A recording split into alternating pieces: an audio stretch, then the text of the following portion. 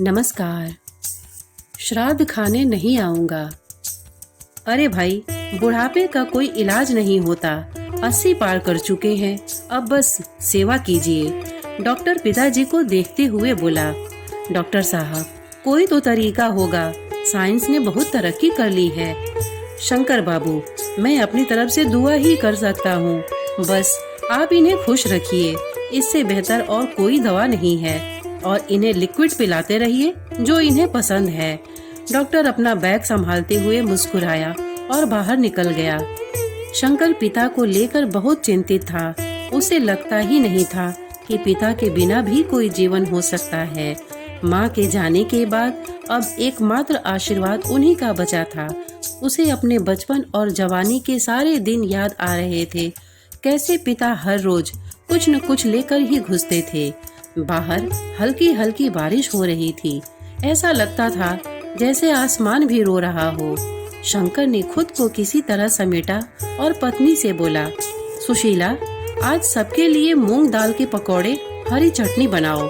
मैं बाहर से जलेबी लेकर आता हूँ। पत्नी ने दाल पहले ही भिगो रखी थी। वो भी अपने काम में लग गई। कुछ ही देर में रसोई से खुशबू आने लगी पकौड़ों की। शंकर भी जलेबियाँ ले आया था। वह जलेबी रसोई में रख पिता के पास बैठ गया। उनका हाथ अपने हाथ में लिया और उन्हें निहारते हुए बोला, बाबा, आज आपकी पसंद की चीज लाया हूँ, थोड़ी जलेबी खाएंगे? पिता ने आंखें झपकाई और हल्का सा मुस्कुरा दिए। वो अस्फुट सी आवाज में बोले, पकौड़े बन रहे हैं क्या? हाँ बाबा, आपकी पसंद की हर चीज अब मेरी भी पसंद है। अरे सुषमा, जरा पकौड़े और जलेबी तो लाओ। शंकर ने आवाज लगाई। लीजिए बाबूजी, एक और। उसने पकौड़े हाथ में देते हुए कहा। बस, अब पूरा हो गया, पेट भर गया, जरा सी जलेबी दे, पिता बोले। शंकर ने जलेबी का एक टुकड़ा हाथ में लेकर मुंह में डाल दिया। पिता उसे प्यार से देखते रहे। शंकर, सदा खुश रहो, मेरा दाना पानी अब पूरा हुआ, पिता बोले। बाबा, आपको तो सेंचुरी लगानी है, आप मेरे तेंदुलकर हो। आंखों से आंसू बहने लगे थे। वह मुस्कुराए और बोले, तेरी माँ पवेलियन में इंतजार कर रही है। अगला मैच खेलना है, तेरा पोता बनकर आऊंगा, तब खूब खाऊंगा बेटा। पिता उसे देखते रहे। शंकर ने प्लेट उठाकर एक तरफ रख दी, मगर पिता उसे लगातार देखे जा रहे थे। आंख भी नहीं झपक रही थी। शंकर समझ गया कि यात्रा पूर्ण हुई।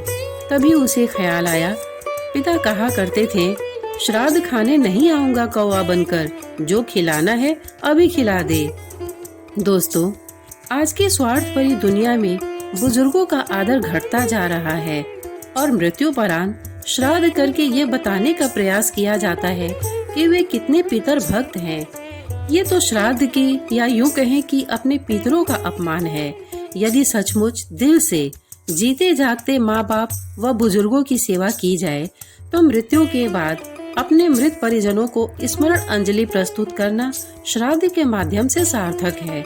श्राद्ध का औचित्य, श्राद्ध की सार्थकता इसी में निहित है कि बुजुर्गों को जीते जी प्रथम सम्मान मिले, भरपूर प्रेम व प्यार से उनकी सेवा शुश्रूषा हो, जिससे उनकी आत्मा प्रसन्न हो और उनका आशीर्वाद प्राप्त हो।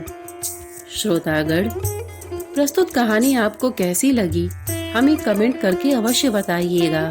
साथ ही इतने धैर्य से इसे सुनने के लिए आपने अपना बहुमूल्य समय दिया, इसके लिए आपका बहुत बहुत धन्यवाद। नमस्कार।